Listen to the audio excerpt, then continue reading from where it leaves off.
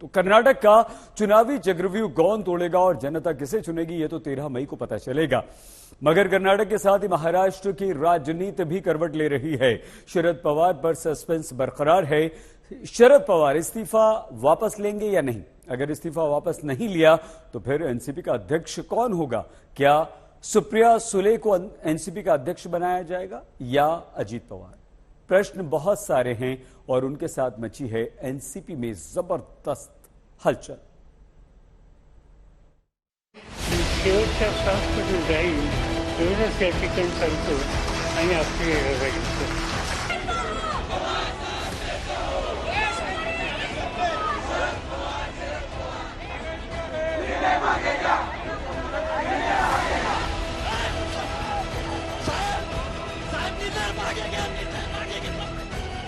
सगळ्या गोष्टीचा विचार करण्याकरता 2-3 दिवस लागतील. एवढे दिवस मात्र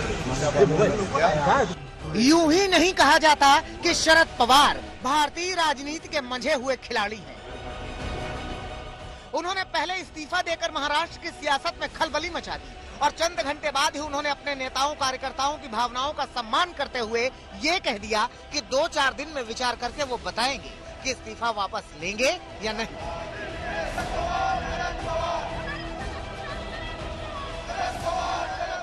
उन्होंने कल बताया है, उसके बारे में कार्यकर्ताओं को क्या कहना है वो उनके सामने कार्यकर्ताओं ने रखा है।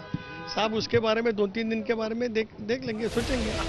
इधर शरद पवार ने इस्तीफा दिया, उधर कार्यकर्ता उबलने लगे, कुछ रोने लगे, कुछ छाती पीटने लगे। शरद पवार ने भले ही कह दिया है कि वो विचार कर रहे हैं, मगर कार्यकर्ताओं और नेताओं ने इस्तीफा देने में एक बार भी विचार नहीं किया। पार्टी के सचिव जितेंद्र आव्हाड ने सचिव पद से इस्तीफा दे दिया, कई विधायकों ने भी इस्तीफा दे दिया।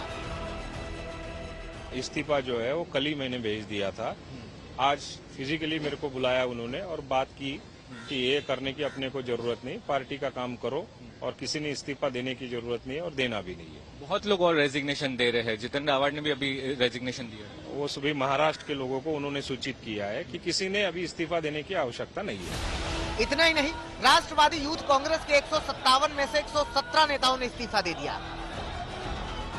कार्यकर्ता की इच्छा है कि पवार साहब ने इस पद पर रहना चाहिए, क्योंकि राष्ट्रवादी कांग्रेस पार्टी पवार साहब के बिना ये कार्यकर्ता सोच नहीं सकता। ये कार्यकर्ता के सोच के बाहर है। पवार साहब ही हमारा पहचान है। एनसीपी की घड़ी का समय फिलहाल ठहरा हुआ है।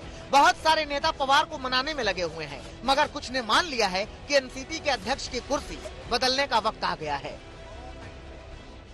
रोटी को तवे पे उल्टा करना है तो उसका मतलब क्या था? हो सकता है उनके मन में हो कि भाई एक जनरेशन का एक बदलाव आना चाहिए, एक नई पीढ़ी सामने आना चाहिए, ये उनके मन में हो सकता है। मैं ये नहीं कह रहा हूँ कि पार्टी के कार्यकर्ता या हमारे मन में ये बात है। इधर अलग अलग जगहों से एनसीपी के कार्यकर्ता मुंबई पहुंच रहे हैं। वो शरद पवार के अध्यक्ष बने रहने के हिमायती हैं। पवार साहब ही अध्यक्षता आगे जाके लोकसभा और विधानसभा के इलेक्शन के तक वो ही अध्यक्ष रहे।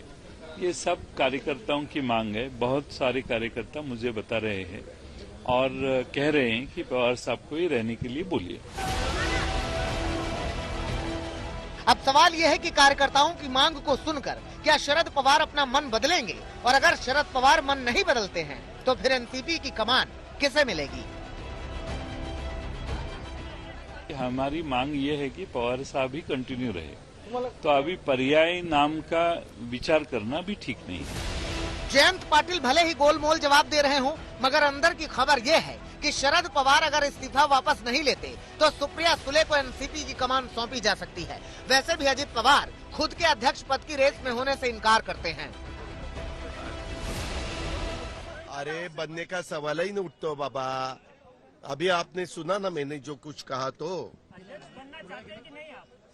अगर पवार साहब बनाए तो आप बनेंगे कि नहीं नहीं नहीं, मुझे बिल्कुल उसमें मैं काम नहीं कर सकता।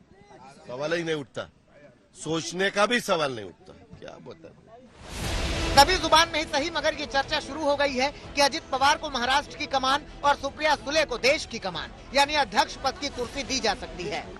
पवार साहब को मनाने की पूरी भरसक कोशिश हम करेंगे और कुछ नहीं होता है तो जो कमेटी उन्होंने हमारे सामने रखी है, उस कमेटी की मीटिंग होगी और मीटिंग होगी तो जो है मोटे मोटे में जो मैं इतना ही कहूंगा कि राज्य में अजीत दादा काम करें और बाकी जो है देश भर में जो है सुप्रियाता ही काम करें। शरद पवार का निर्णय महाराष्ट्र की राजनीति में भूचाल लाने वाला है। देखना दिलचस्प होगा कि एनसीपी में अब आगे क्या होगा। ऋत्विक भालेकर, शेख मुस्तफा और सौरव वक्तानिया के साथ साहिल जोशी, मुंबई, आज तक।